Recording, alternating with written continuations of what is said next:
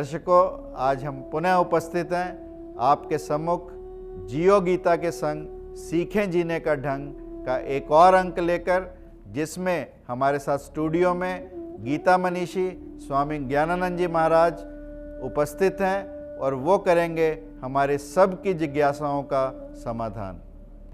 महाराज जी, गीता प्रेरणा में मैंने पढ़ा कि जो समझे कि है मारता आत्मा, है मरने वाला जो इसे मानता, नहीं जानते दोनों सच्चाई है, न मारे कभी न मरे स्वयं वह। तो इस जो श्लोक है गीता का, इसमें भगवान कृष्ण मृत्यु को भी एक संभावना कह रहे हैं, एक पॉसिबिलिटी है ना, इम्पॉसिबिलिटी की बात कर रहे हैं कि मृत्यु जो है वो असंभव है। और अक्सर हमने जब भी पढ़ा, हमने ये कहा कि जब हम पैदा हुए तो एक ही सच्चाई है, या इस जीवन की एक ही सच्चाई है कि मृत्यु निश्चित है, परंतु कृष्ण ऐसा नहीं कहते। तो ऐसा आपका क्या विचार है इस बारे में? देखो, मृत्यु निश्चित है, इसके लिए तो भगवान कृष्ण ने गीता में कहा है कि जातस्य ही ध्रुव और मृत्यु, वहाँ तक की बात तो निश्चित है कि जिसका जन्म है उसकी मृत्यु अटल है। लेकिन यहाँ आप थोड़ा विश्लेषणात्मक दृष्टि से देखें, इसका एनालिसिस करके कि मृत्यु किसकी है। मृत्यु शरीर की है, तो शरीर कभी ठहरेगा नहीं। और एक और सच्चाई गीता ने कही कि देहिनोऽस्मिन् यथा देहे, जैसे शरीर में बचपन, जवानी, प्रौढ़ अवस्था, वृद्ध अवस्था, तो वहाँ भी आप देखेंगे कि दूसरी भाषा में कहें कि बचपन समाप्त होता है तो यौवन आता है, यौवन समाप्त हुआ तो प्रौढ़ अवस्था, प्रौढ़ अवस्था तो वृद्ध अवस्था, ऐसे ही शरीर समाप्त हुआ। लेकिन जहाँ तक बात है कि आत्मा ना मरता है ना मारता है, तो बिल्कुल सही स्थिति है। नैनम छिन्दन्ति शस्त्राणि, गीता की ये दिव्यता। और आप देखेंगे हमारे स्वतंत्रता संग्राम में, फ्रीडम मूवमेंट में, अधिकतर फ्रीडम फाइटर्स ने गीता के इन श्लोकों को जीवन में साथ रखा, और उसी कारण से फांसी के फंदे उन्हें नहीं विचलित कर पाए। और कहीं भी कितने कष्ट आए, वो सब में मुस्कुराते रहे, दृढ़ता से उन्होंने फांसी के फंदों को चूमा। क्यों? उन्होंने इस रहस्य को समझ लिया था। भगत सिंह हों या मदन लाल ठीकरा हों या खुदीराम बोस हों, हेमू कालानी, ऐसे ऐसे सब ने ये मान लिया कि आत्मा नित्य है, वो मरने वाला नहीं है, अब फिर कहीं जन्म लेके आएंगे और फिर नए दृष्टि से। और हमारे जिन महापुरुषों ने ये मान लिया कि आत्मा मरता नहीं, और जिन्होंने ये भी मान लिया कि आत्मा मारता भी नहीं है, उन्होंने, आप देखेंगे दिव्यताएं ऐसी ऐसी कि मारने वालों के प्रति भी उन्होंने कहीं भी वो नहीं किया कि इनका बुरा हो। महाराज जी, एक प्रश्न और उठता है कि यदि जैसा गीता में कहा गया कि हनन करता भी वही और हनन्या भी वही, यदि ऐसा है तो जो जनरल डायर ने किया भारत में, या जो नाजीज के कंसंट्रेशन कैंप्स में किया गया, या जो हिरोशिमा की घटनाएं हैं, ये कैसे जस्टिफाई हो सकती है? देखो, यहाँ लक्ष्य, फिर वही जो पूर्व प्रश्न के उत्तर में हमने एक बात कही कि थोड़ा सा लक्ष्य बदलता है कि जनरल डायर ने यदि किया तो वहाँ करने के पीछे मोटिव बिहाइंड क्या था, लक्ष्य क्या था। वो लक्ष्य कहीं भी केवल अपनी सीमाओं की रक्षा करना नहीं था। अगर केवल सीमाओं की रक्षा करने के लिए है, अधर्म की समाप्ति के लिए है, तो उसे जस्टिफाई किया जा सकता है।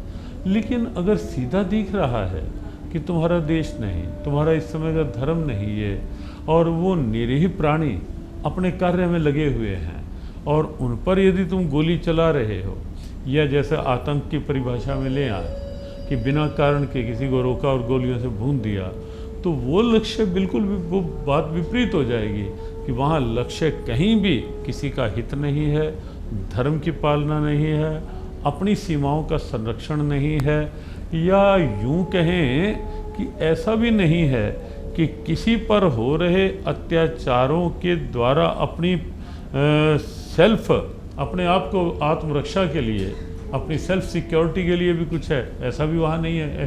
तो जहाँ ये घटनाएं हैं वो निश्चित रूप से उस श्रेणी में नहीं आती कि वो करवा रहा है, वो तो अपने स्वार्थ करवा रहे हैं, अपना अहंकार करवा रहा है। गीता ने तो एक बड़ी उच्च बात कही यस्य अहंकृतो भावो बुद्धिर्यस्य न लिप्यते हत्वापि स इमान लोकान न हंति न निबध्यते, जो आपने कहा उसी का एक प्रारूप 18वें अध्याय में। लेकिन वहाँ वो लक्ष्य देखा जाना आवश्यक है कि किस कारण से वो घटना है। तो अर्जुन को कहा गया कि अगर तू निष्पक्ष भाव से, अहंकार नहीं, स्वार्थ नहीं, केवल राष्ट्रहित और एक सीमा का सैनिक भी, अगर राष्ट्रहित में मान लो सीमा की सुरक्षा के लिए अगर ऐसा कर रहा है, हाँ बिना कारण के खड़े खड़े अगर कोई हरकत कर रहा है, जैसे प्राय होती आ रही हैं कि बिना कारण के खड़े खड़े तू कौन में ख्वा मखा और गोली दाग दी, तो वो निश्चित अपराध है। लेकिन अगर सीमा का संरक्षण है, राष्ट्रहित है, व्यापक हित है, तो वो अपराध नहीं, वो जस्टिफाई है। तो महाराज जी का कहना यह है कि गीता के किसी भी श्लोक को हम अलग दृष्टि से ना देखें, उसके पूर्ण वस्तु को देखें और उसके पीछे अभिप्राय को, उसके मोटिव को देखें, तभी हम कोई निर्णय लें कि इस श्लोक से क्या अभिप्राय हमारा है। ऐसे अलग अलग करके किसी श्लोक की व्याख्या करके हम गीता से जस्टिफिकेशन लेने का प्रयास ना करें। वो कहीं ना कहीं वो जस्टिफिकेशन अगर कोई करेगा भी, उस जस्टिफिकेशन में स्वयं को अपराधी की श्रेणी में ले आएगा। महाराज जी, जन्म है, मृत्यु है, आना है, जाना है, इस सब के पीछे एक अजात सूत्र है, इस सब के पीछे अनडाइंग है, एक अमृत है जो ना जन्मता है, जो ना मरता है। तो सारे रूपांतरण के पीछे एक अरूप भी चाहिए। इस बारे में आपका क्या कहना है? रूपांतरण आप कहीं भी देखेंगे, फिर हम इसे विज्ञान के साथ जस्टिफाई करने का प्रयास करते हैं। जैसे आप देखेंगे कि बिजली, पंखा चल रहा है, पंखे के ब्लेड्स घूम रहे हैं, अंदर भी कुछ हलचल उसके है, लेकिन आप पाएंगे कि एक पॉइंट ऐसा होगा जो बिल्कुल स्टेबल होगा। साइकिल के पहिए चल रहे हैं या कोई भी चीज़ रिवॉल्विंग। चलचित्र भी देख लो महाराज जी, वो पर्दा है, पर्दा पीछे, पर्दा नहीं चल रहा, बाकी सब कुछ चल रहा है, भाग रहा है उसके आगे। पर्दा अरूप है, बाकी रूप है उस पर।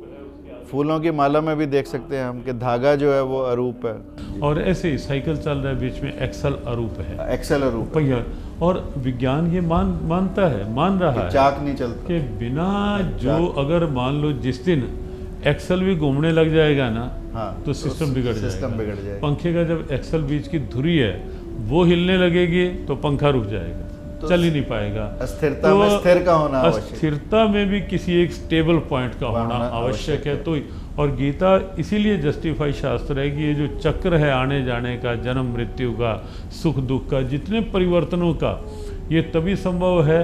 और इस दृष्टि से कहीं ना कहीं, कभी ना कभी सबको ये मानना ही पड़ेगा कि कोई आरोप, कोई स्टेबल एग्जिस्टेंस है पीछे, जो इस सब को चक्कर में चलाई जा रही है।